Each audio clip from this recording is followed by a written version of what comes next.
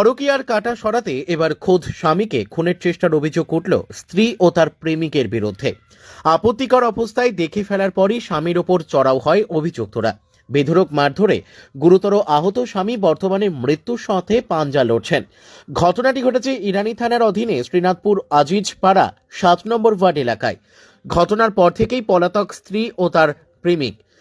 দীর্ঘদিন ধরেই প্রতিবেশী এক ব্যক্তির সঙ্গে বিবাহ বহির্ভূত সম্পর্ক ছিল গৃহবধূর। এ নিয়ে এলাকায় একাধিকবার সালিশি সভাও হয়েছে, কিন্তু তাতেও কোনো সুরাহা হয়নি। শেষমেশ সেই পরকীয়া সম্পর্কের জেরে প্রাণ যেতে বসেছে গৃহবধূর স্বামীর। স্থানীয় ও পরিবার সূত্রে খবর, আজ বিকেলে বাড়ির পাশের একটি জঙ্গলে ওই গৃহবধূকে তার প্রেমিকের সাথে আপত্তিকর অবস্থায় দেখে ফেলেন তার স্বামী।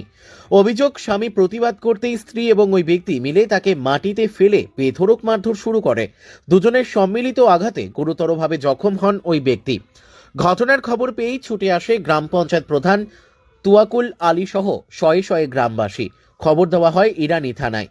পুলিশ তড়িঘড়ি ঘটনাস্থলে পৌঁছায় এবং অগ্নি নির্বাপক দপ্তরের সহায়তায় রক্তাক্ত অবস্থায় ওই ব্যক্তিকে উদ্ধার করে জেলা হাসপাতালে নিয়ে যাওয়া হয়। হাসপাতাল সূত্রে খবর, আহত ব্যক্তির অবস্থা অত্যন্ত আশঙ্কাজনক।